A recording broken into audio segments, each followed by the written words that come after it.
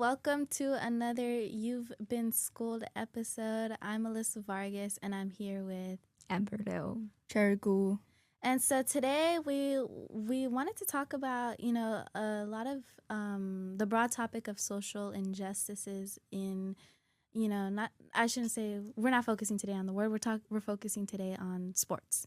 So I feel like honestly, I think the biggest takeaway I had when I was, researching this topic was gender.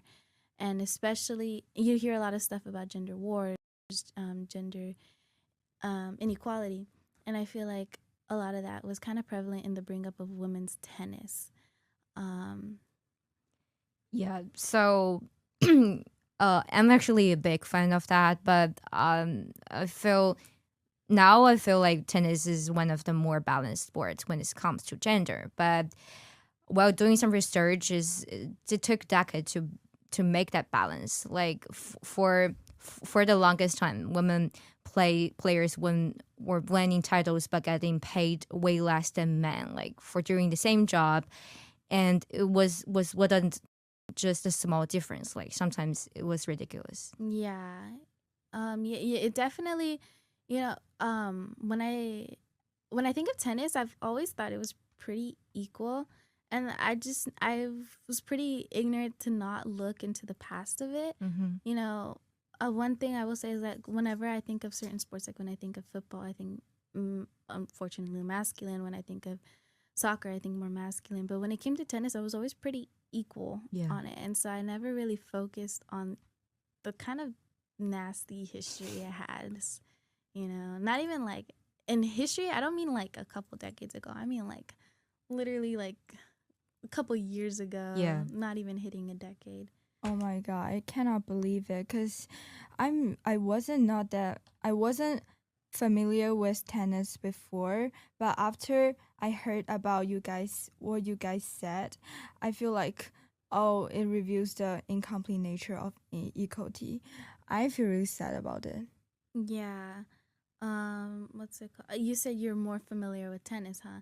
What would you say like a big kind of Kickstarter was for that equality? So the starter of the women tennis is actually Billie Jean King, and she had a big game with Bobby Riggs. Like that guy was shouting, "Women belongs to the kitchen." And although I'm 55, I can still beat these players because they're women. Yeah, and I think that's just it's so it's sad and it's distasteful, and I've always like kind of seen this more so in like a lot of sports where it wasn't until like a big revolutionist came in as Mhm. a woman, I should say, came in and I had to become some big role model, some big activist, some big like I say revolutionist in order to gain attention and traction towards women's sports. And I feel like I think that's so sad. And although I think it's so important to have activists and all that stuff, I feel like, for lack of better words, men simply just play. And just by doing good, they get attention. You've seen this everywhere, especially in football, especially in, all those more rougher sports. So I think it's really sad to see us have to fight, and this isn't just sports, this is in general, to see women have to fight significantly harder Yeah, they need to to get make attention. big change. Yeah. I my emotion on this is kind of elaborate because I'm also a woman, so I really want to see this gender inequality problem can be solving very soon. Mm-hmm. So I feel like a big person, in tennis that I've always seen and I'm more familiar with is Serena Williams. Um, she's she was she is such a strong woman, and I've talked with many journalist teachers, and they all say that they personally believe Serena Williams is the best athlete. Yeah, and one thing I really remember about her is she had a black bodysuit at the French Open, Mm-hmm. and people call that cat suit, and most for health reasons after giving birth. And like people all say, was not respectful to the sports. Like since like when is a medical outfit disrespectful, and they just couldn't handle women, especially a black woman being strong and different, and came back um, after giving birth. Yeah. Yeah, I feel this stereotype is like an invisible wall, allowing the pain expression of black women to be easily overlooked and housewarming to be casually disregarded. And I feel like another big thing was how a big thing was not only that situation, but also how she was treated at um I'm blanking on the name of the tournament that her and her sister attended. Indian Wells, the tournament. Where she was berated and kind of had her identity just talked down on, and it was just a lot of slurs were said, and it was just a disgusting kind of situation to think about how she may have felt in that situation. And I feel like just thinking about that kind of like takes me to a place where it's like she's such a significant person in tennis, and she's still getting all of this racist stuff, all these sexist remarks, and it's sad that although we think that it's equal, it's still not seen as equal to a good portion of the audience, and they don't want it that way. So, and I feel like that situation is also prevalent to what you mentioned earlier with The Billy one. yes, sorry. Yeah. So after that game, I can say she started the women tennis and start the Women Tennis Association, and got a lot of sponsors to support women tennis. So that is how people start the women tennis, and is a big shift for most people to nowadays more popular women tennis player. Yeah, so the big shift on that.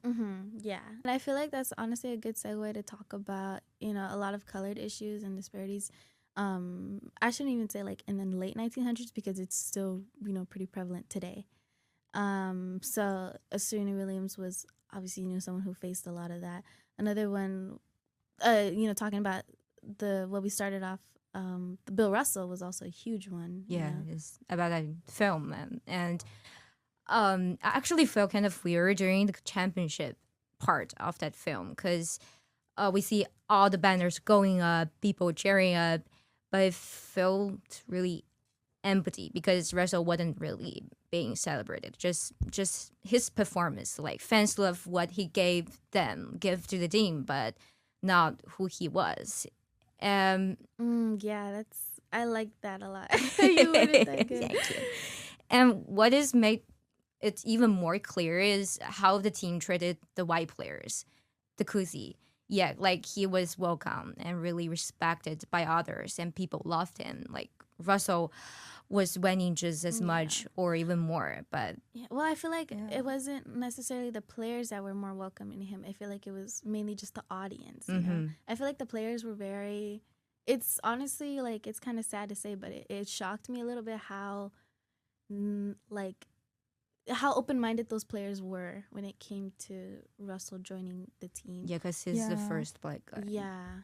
So I feel like it was more so on the audience that kind of was like more closed-minded, more so like, oh, I care about my image, my I was gonna say minority, but not minorities. My white image, and so I feel like, especially when that part in the show where it was talking about how they honored him in a day because of all his wins, how much, how significant he was to the team. But when he became vocal, actually he didn't even become vocal when rumors came out saying that he wanted to move more so to a central area.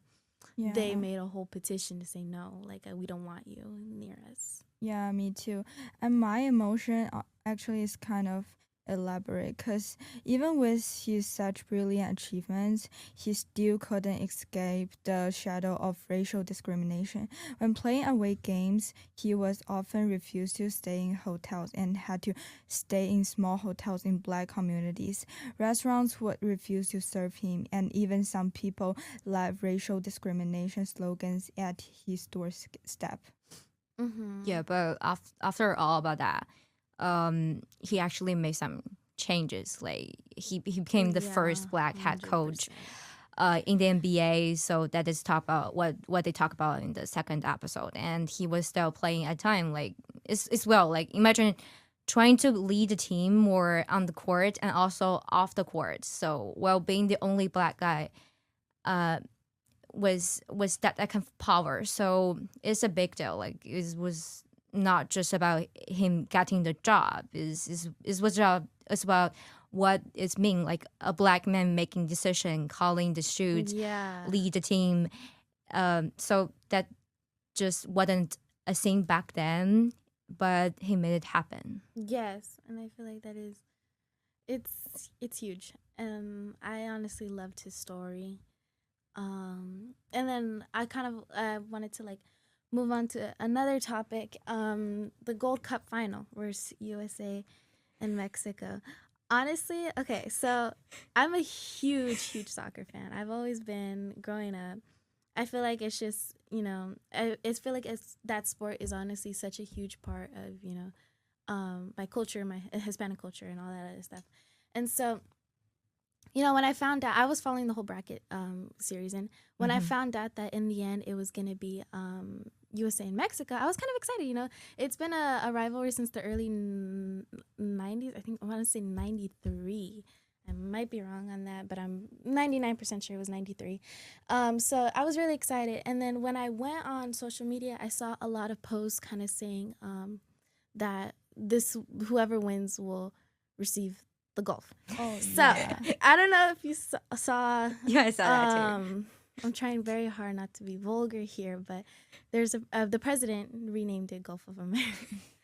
Gulf of America, and obviously, jeez.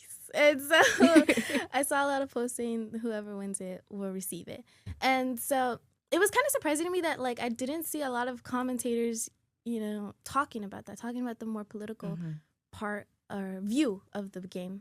And so I mainly just saw it on social media, like a couple 100,000, I shouldn't say a couple 100,000, but a big post receiving like a thousand, over 1,000, 100,000, sorry. I keep stumbling over my words. 100,000 likes, comments, all that stuff. And they were all saying, yes, whoever wins gets it. And so when Mexico, won, everyone was saying, I saw more people taking it as a heavy symbolic win. And I really loved that, Yeah, I saw this event before as well.